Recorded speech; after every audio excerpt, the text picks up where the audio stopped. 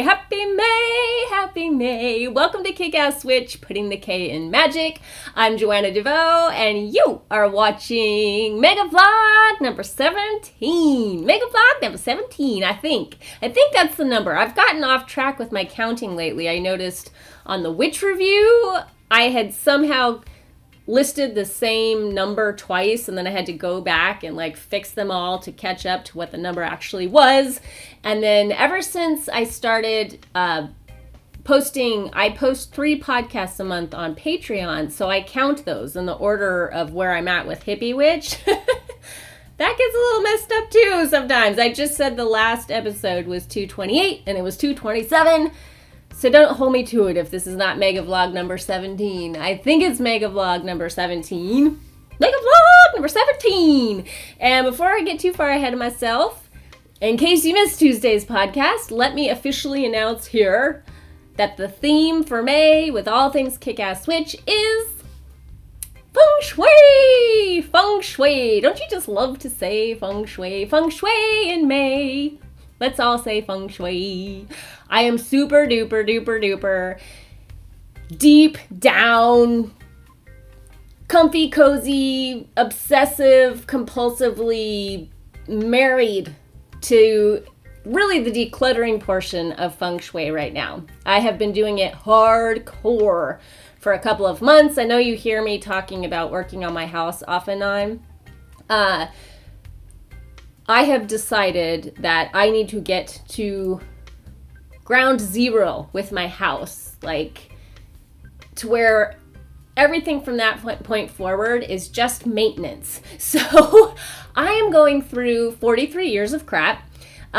We've lived here for 13 years, but what I have done in my life is just move my stuff from house to house to house to house, and taken it with me.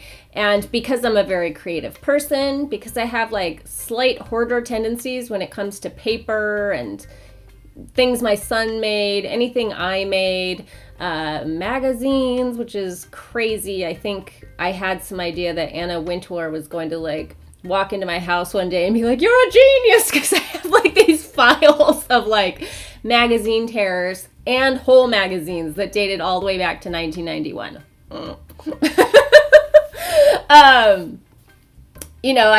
don't know what that was about, but I've had a lot of moments now where I'm going through this stuff. Some of it was very trauma-based too, let me say, and I'm sure I will talk about that probably on Patreon. I've gotten more personal there than I have just on the public stuff, because I feel like when people invest in me that way, I want to invest in them that way, and it feels like a safer space. So some random internet troll, can't come along and rain all over my pity parade, or whatever the moment is. If I'm trying to share something really personal or something maybe that's a little more out there, I just prefer to do that with a group of people that have invested in me that way and are supporting me that way. So I think I'll save the trauma talk for that. But I will say, because I talk about autism here and my son having autism a lot, but that's been very formative in my life. When he was diagnosed, I was 23 years old. He was 3 years old. And that was 20 years ago now, 20 years ago. And really, they did not know hardly anything about autism. It was still very mysterious. There were hardly any programs that my son could go to regarding autism or that could help him with that. The one that did not take insurance, and it was $1,500 a week, I believe, at UCLA, which was insane because I was living on top ramen at that time. So there was that. So it was very mysterious. And then people wanted to ask me all the time what autism was, and it was very hard to explain. I used to just refer them to the movie Awakenings, because people had seen that movie and knew what it was. We've come a long way since then as a society in terms of treatments and what autism is. But my point is, I was very young and ill-equipped to handle something like that. I mean, people say, you know, God only gives you what you can handle. And I don't know, that's a good way of looking at it if that like empowers you. But at the time, I did not feel like I could handle it. And looking back, I don't feel like I did handle it well. It was very challenging for me. And it came with a ton of paperwork. And so what did I do? I put all the paperwork in boxes. There is mail that I am opening now that I did not open 20 years ago. That is just stuff I put in boxes, put it in boxes, put it in boxes, put it in boxes, because I just couldn't handle it. And so I like stuffed it down, and literally and figuratively, and stuffed it away. And what's fascinating is all of this psycho-spiritual work I've done has been very mental. It's been very emotional. But I think what has happened to me since I've been working hardcore with Saturn since last summer, about a little over 9 months now, like me and Saturn, we have been a team. And I've come to love this energy. I understand that it's a feared energy. I think that Saturn, if you choose to work with Saturn, can actually help you come to grips with your fear, all the way up to like the scariest fear, like the fear of dying. I mean, it's just, I guess people associate that with Pluto, but I really have come to associate it with the father of time, Saturn, and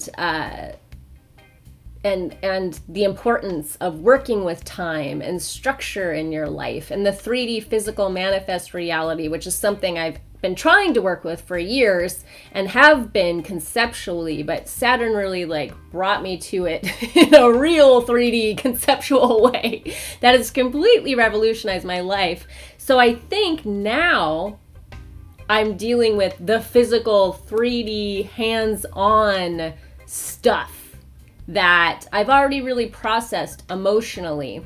So what's interesting to me is, and a relief to be honest, is a lot of people when they declutter, they go through these big emotional upheavals. It's very challenging for them. It's very triggering for them.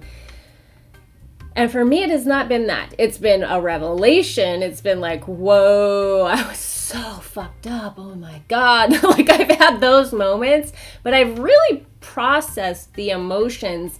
So now I feel almost like I'm going back in and cleaning up after a stranger in a way, or another person. And I guess in a way I am another person than the person that created that mess. And I've had a few teary moments, but they've really been moments of compassion. I think I was very, very hard on myself back then. And so when I go through that stuff, I just feel like, oh my God. See, this could make me cry talking about it, trying to explain it to you. But I feel like these waves of compassion for this like very frightened 23-year-old, I mean, woman technically, but I really felt like a girl who came to Hollywood with all of these big dreams, you know, and then all of a sudden she was confronted with giving up all her big dreams, being poor financially and alone in Hollywood without my family, and being responsible for this beautiful, very strange, unique kid and this crazy diagnosis, autism, and just not being able to handle that. And I look at the way I handled it and I just feel like, oh my God, you were so scared. You were so freaked out and there was nobody like helping you. Like, honey, you did the best you could and it's okay. That's kind of how I feel going through it. So in that way, it's been healing. But a lot of it is really, truly just junk, what I'm going through. Like, crap, like meaningless stuff. And I'm not even just talking about the autism stuff, but like the magazines. I've thrown away like stacks of magazines. I started throwing them away in 2015 when I did the 100 Things challenge. I really hate to bring up bedbugs again here because I really never want to say the word bedbug again for as long as I live. I did not keep you updated on that process, but because my house is super ancient and old by LA standards, over 100 years old in LA is like old. It's like, whoa, your house is from the ancient old-timey days. And it is. But because it's so old, it has, cracks in it from earthquakes and little nooks and crannies of bad remodels that have happened and not good insulation. And so the bed bugs, they're very tiny and they can make themselves flat. And so they like slip into a crack. And what happened was they kept like rehatching, like every 30 days, their eggs hatch. So we had several reinfestations of the bed bugs after the original infestation of bed bugs. This came the fall of 2015 is when it began, and it took me all the way through 2016 dealing with this crap. And so what happened let me not assume that you followed that whole journey, which, by the way, I did not understand there was a stigma attached to bed bugs. And so I just talked about it here. I did not know that was something I was supposed to be ashamed of. I did not bring them in here. I did not bring them in my house. That's something we certainly didn't do it on purpose. They came in on a suitcase. And you need to, when you stay at any hotel, check the bed around, look around the mattress and around the bed frame, because we are having a global epidemic of bed bugs. Because we're a global society now, people travel a lot, and bed bugs are sneaky and crazy, and it only takes one little traveling like pregnant bug to screw up your life for a very long time. So yeah, I don't recommend having that experience to anyone, and I would not wish it on my worst enemy, and I really, really mean that. Donald Trump. Sorry for those of you that love Donald Trump. I do not. Anyway, so what we had to do was put all our things. I did not mean to talk about this. Why am I talking about this? I have to talk about it now because I started. I'm going to see it through, but geez. We had to put all our belongings in black plastic trash bags, the things that we couldn't put through the washer. We had to wash everything we could put through the washer on high heat and dry it on high heat, which was a disaster for I had like these vintage crocheted dresses from the 1920s and 30s, and they were destroyed, and it was horrifying. I'm still pissed about that. And then like the books and all the shoes and all the clothes and all the knickknacks had to go into black trash bags to sit out in the sun. Luckily, we live in Southern California, so the theory, is that the bags heat up and heat kills bed bugs. But what happened is I had mountains of these black trash bags and boxes on my patio and my foyer. My dining room was unusable, which is in the center of your house. And in Feng Shui, the center of your house is like, it's your health. It's your feeling of groundedness. It's like the center that, if that's not good, all the other things, stemming off the center are not good. So you want the center of your house to be a very healthy, clear place. Well, what was mine? It was just a disaster of these. We walked by it every day too, which is crazy because it's right in the middle of our house, and you kind of become blind to something like that after a time.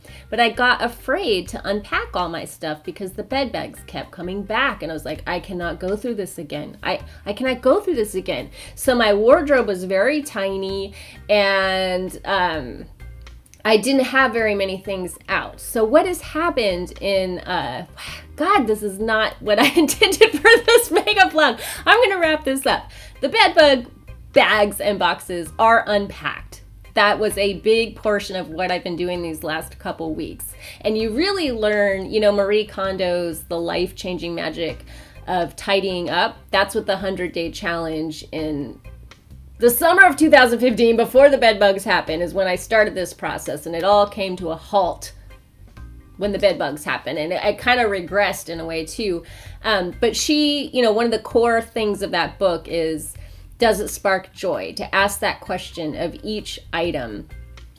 Well, when your things have been packed away for a couple of years or a year or a very long time, and you're taking them out, you have a very powerful, real experience of, does it spark joy? So some things I would take out and I'm like, why do I have this? Like what?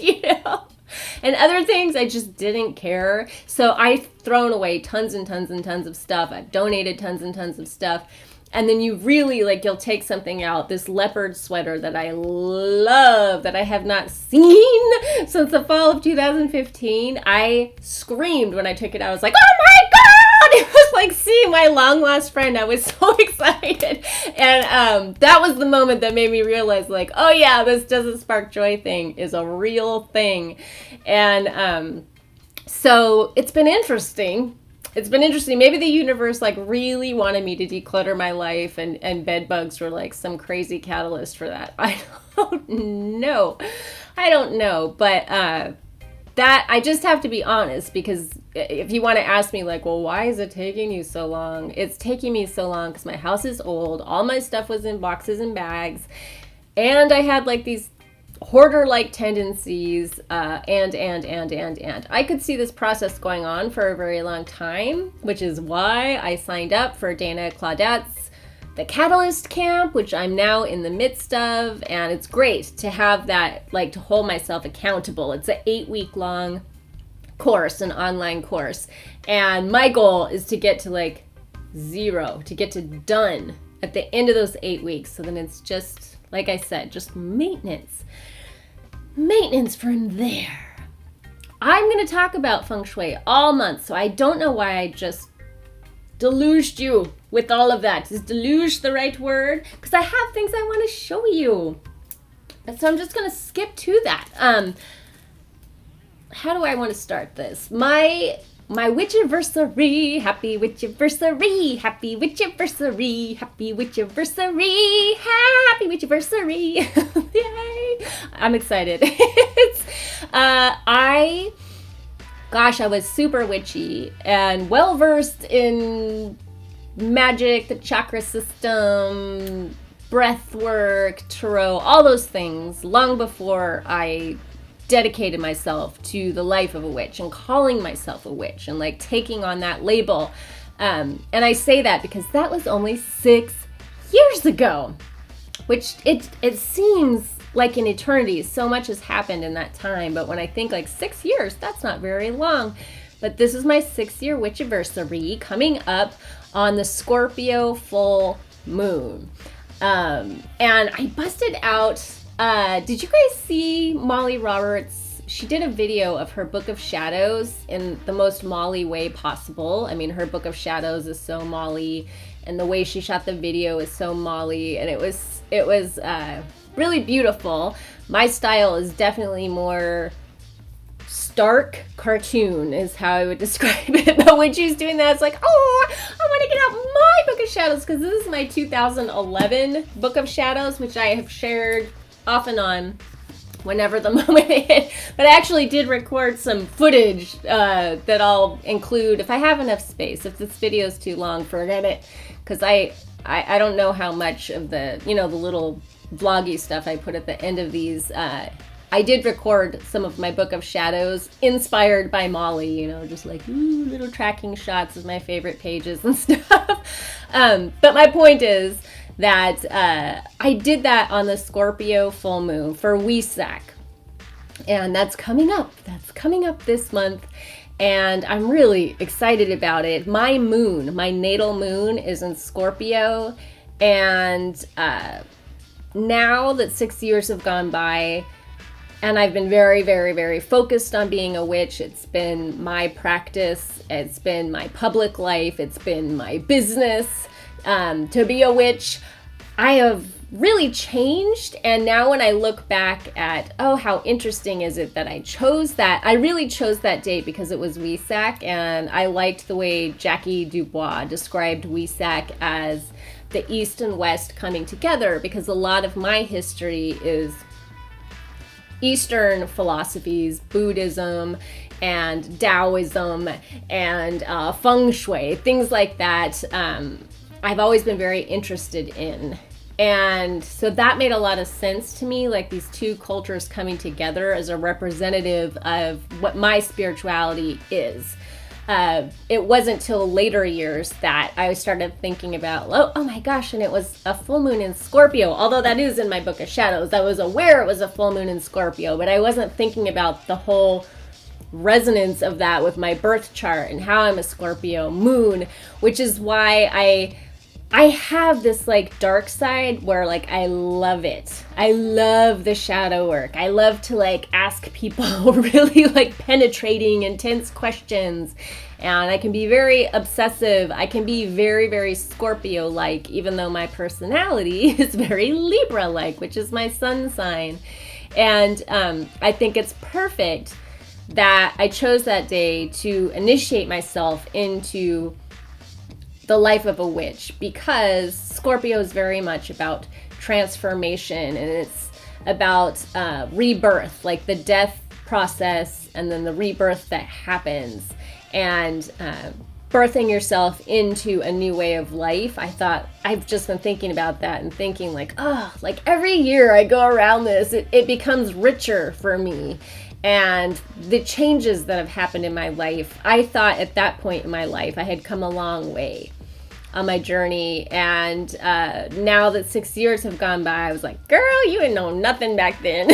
So I assume 6 years from now I'll probably feel the same way about today. But back then when I did my Book of Shadows, I used like little fine Sharpies, the skinny Sharpies, to draw everything in, and I spent a lot of time. I needed to do that year to get really creative with it. Now, this is my current, it's not a Book of Shadows. I call this my Book of Signs because it's very much about symbols. There's a lot of astrology in here. This is just a journal my mom got me because my mom, even though she does not approve of anything witchy, knows I love trees. And she thought this looked like me. She says I'm earthy or bohemian. That's how she describes me to people. I'm an earthy bohemian. So I guess this said to her, earthy bohemian. It said to me, witch. So win-win. But this one, I loved this. I was looking at this today just because I busted this out to show you. And the front page of this is a quote from someone I don't know. I don't know where I found this. Miriam Hasna. I don't know who that is, but I guess I liked what she said when I started this journal, and I still do. Blessed are the ones who recognize that the gift of creation is a form of power. Yes. Yes. Witches understand that creation is a form of power, and that we have been blessed with that power, and that it is ours to wield as we will.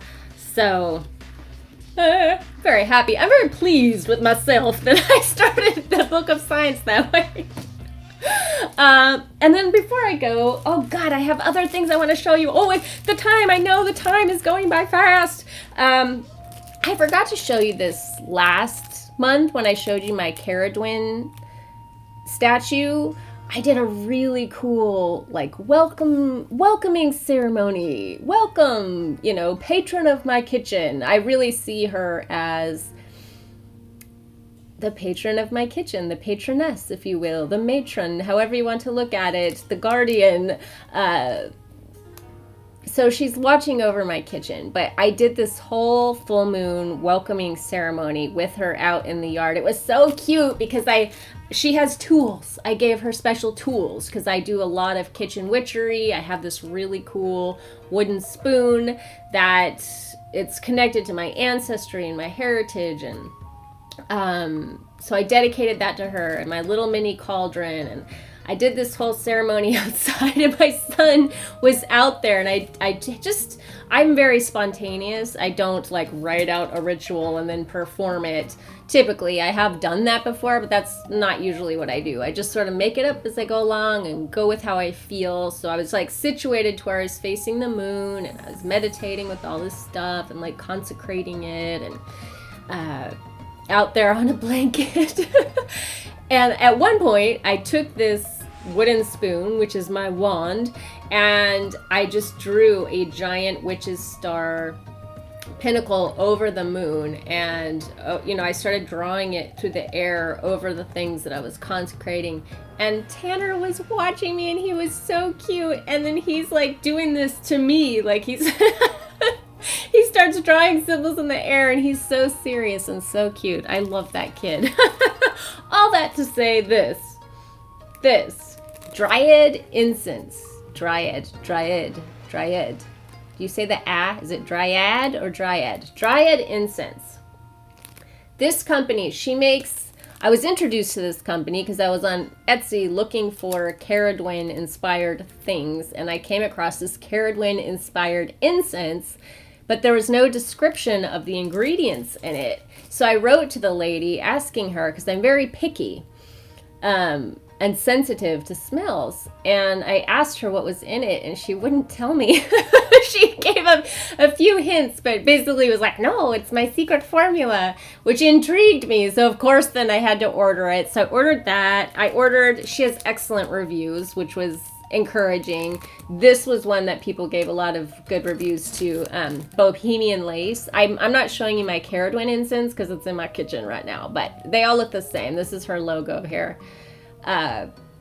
And I want you to see this because this is the best incense in the world. It is the best incense I have ever come across. It burns very clean. There's no like weird black smoke that comes up and, you know, falls all over your stuff. I've had that experience with incense before. Really beautiful smelling incenses.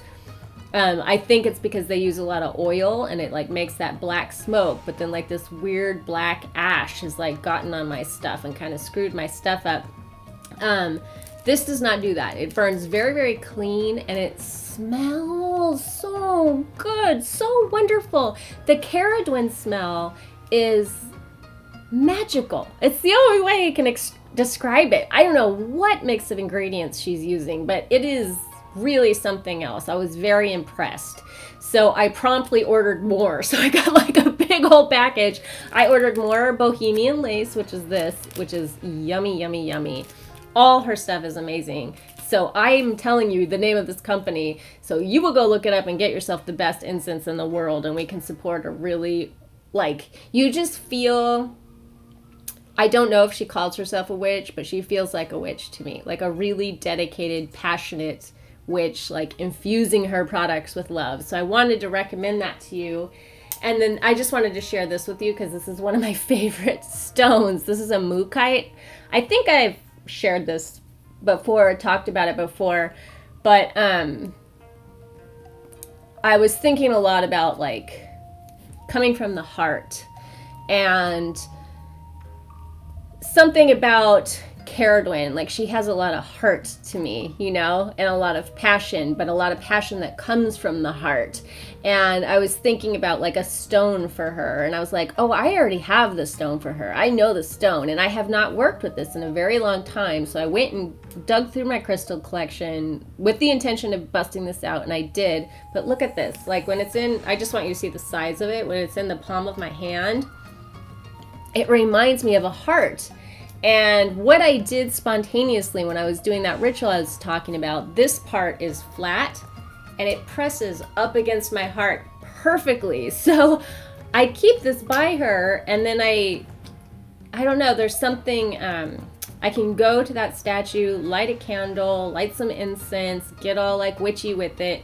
And then it's a very grounding experience when I'm holding this. This is like physical and grounding, just holding it in my palm and then pressing it against my heart has been really weird and cool.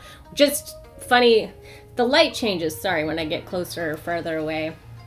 But doesn't it? It reminds me of Indiana Jones. What is the second one? Indiana Jones and the Temple of Doom, where the guy, the scary guy reaches into the heart of the one guy and he pulls the heart out and everybody's chanting like, I don't know what they're chanting. Om nom shibam shibam, om nom shibam shibam, om nom shibam shibam. Like I feel like that. Sometimes when I'm holding this, it's kind of funny to me. And then the last thing before I go that I have to show you because I'm really excited about it. Do you know who Naha Armadi is? She is, to me, like the queen of House of Intuition here in Silver Lake. House of Intuition has become such a thing now online. Even they have a store in Melrose and one in Highland Park, and God knows where else they're going to start opening. But it's really, to me, like the witchy hub of, like, I don't know, like hipster LA. Witchy stuff is hip here, in case you didn't know. But to me, like, Naha has really been at the center of that movement, and she's very, very knowledgeable, and takes her craft very seriously. She's extraordinarily smart, which I always gravitate toward. I love extraordinarily smart people. And she's been making YouTube videos, and in one of her videos, she was doing a review on something called the After Tarot. And her videos are unboxing videos of tarot.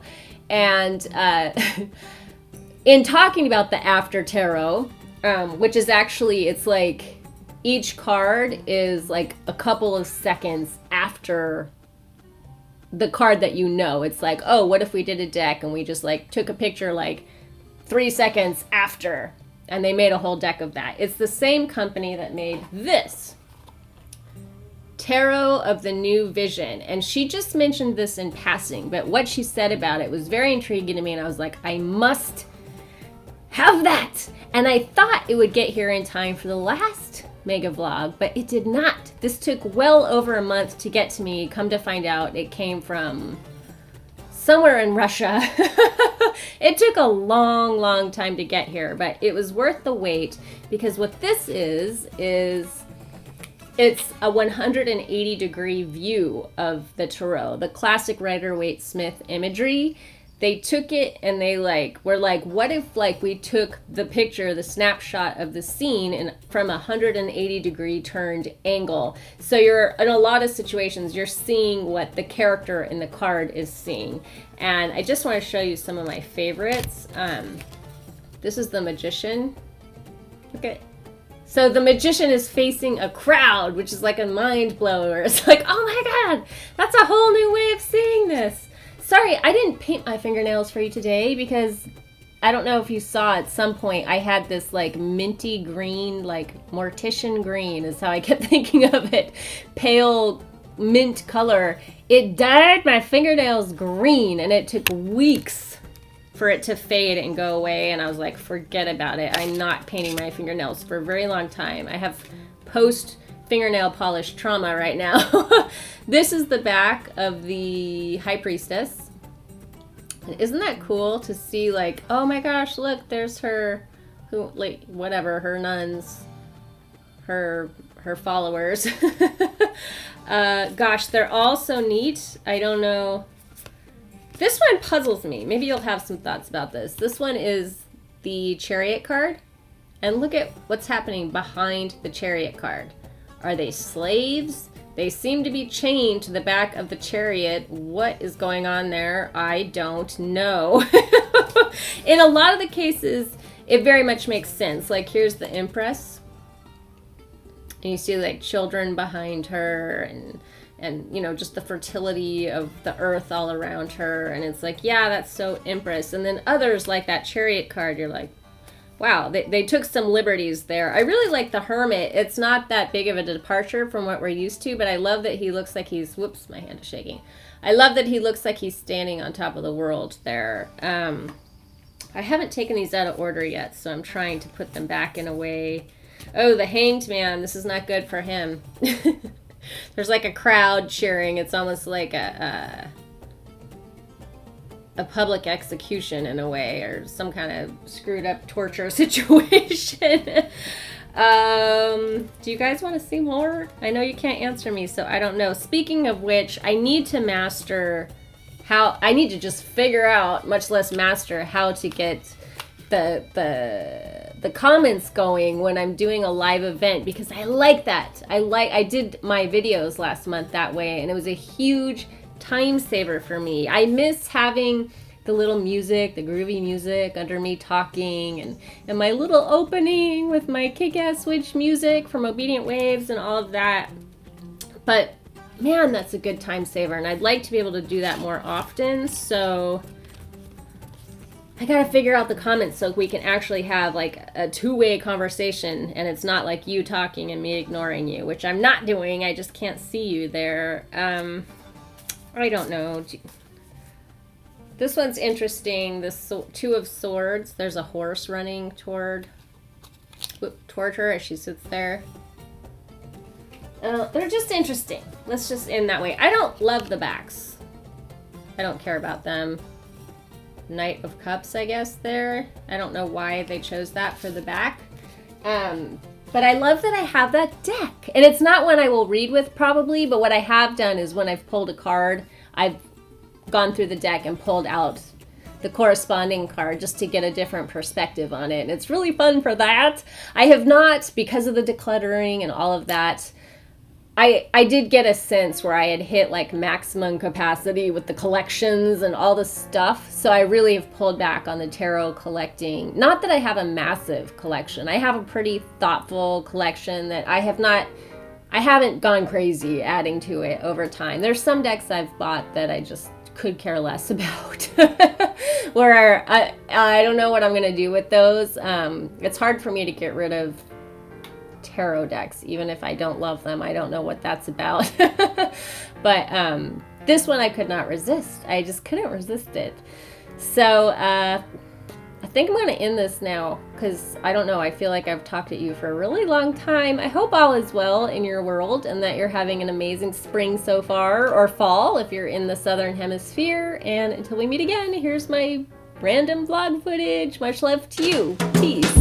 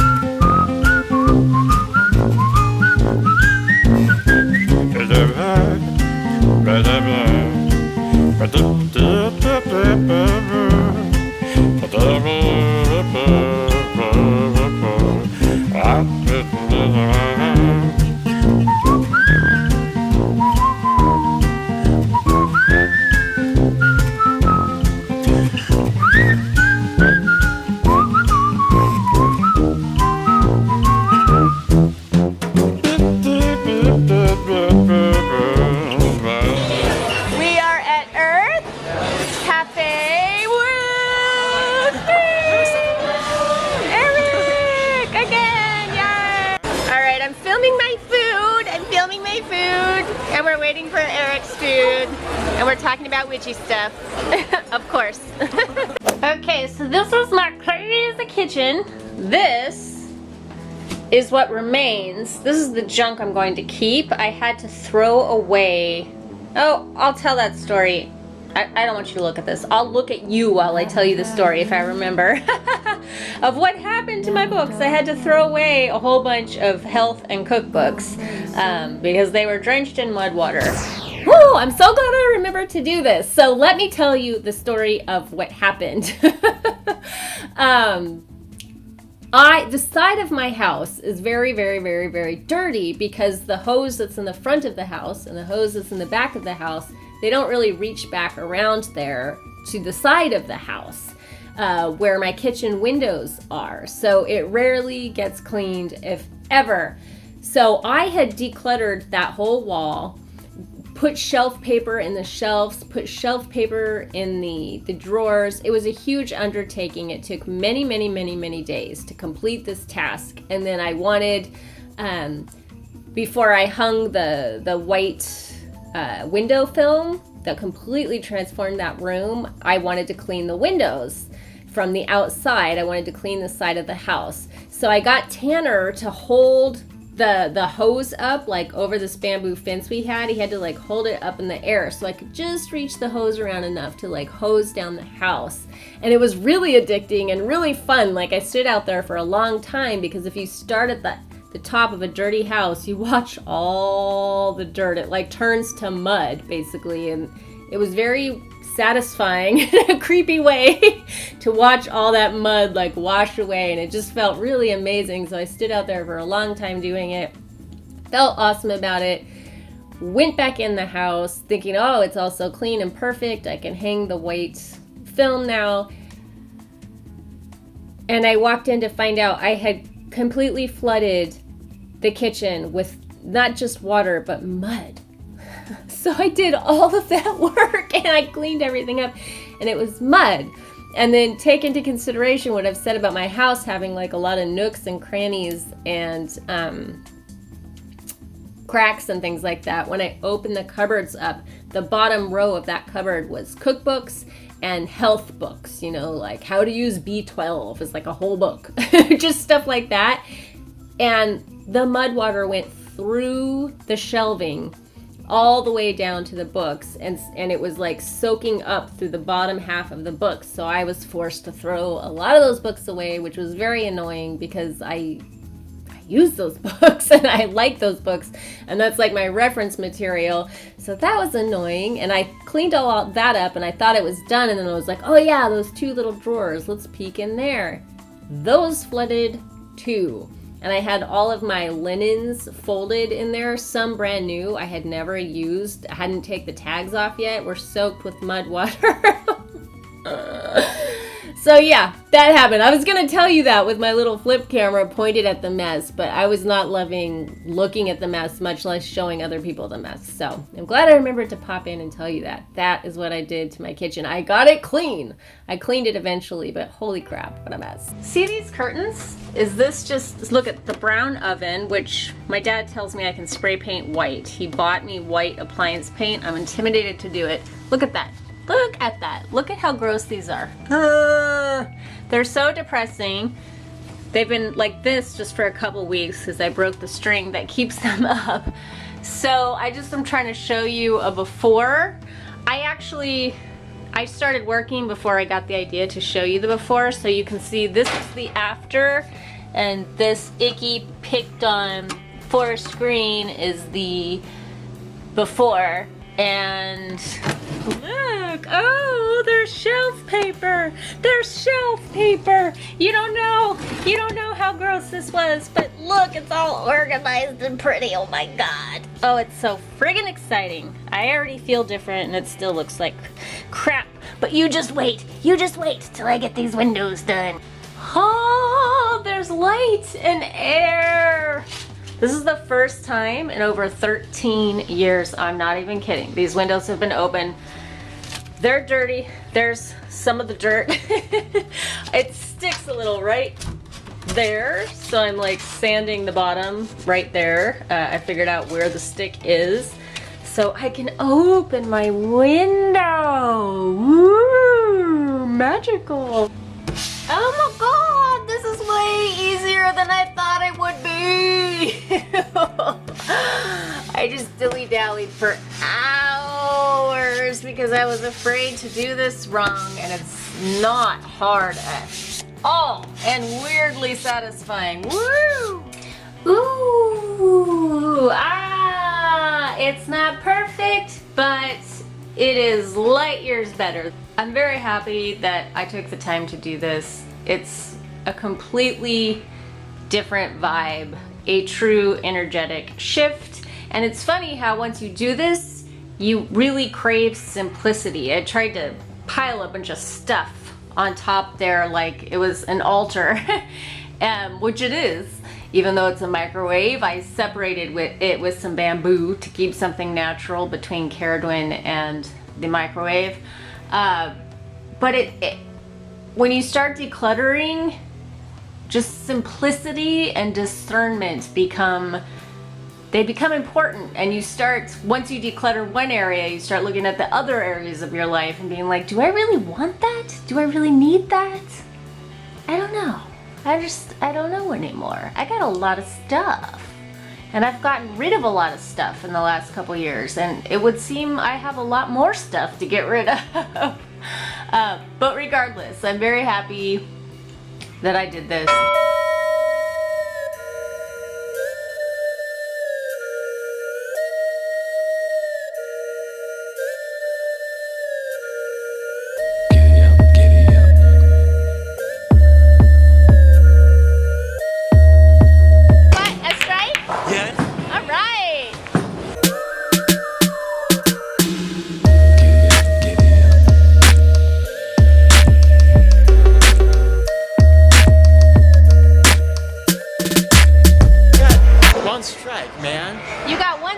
Yeah. All right. You usually get a lot of strikes. You're very good at bowling. Yeah. Awesome, dude.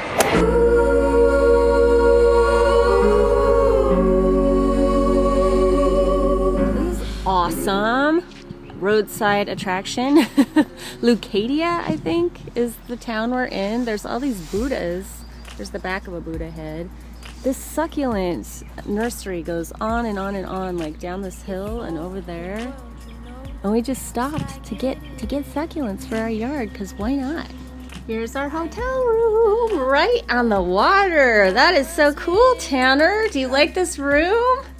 We're so cool. We're right on the marina. Woohoo! I really like it. I like this. I really like it. Okay.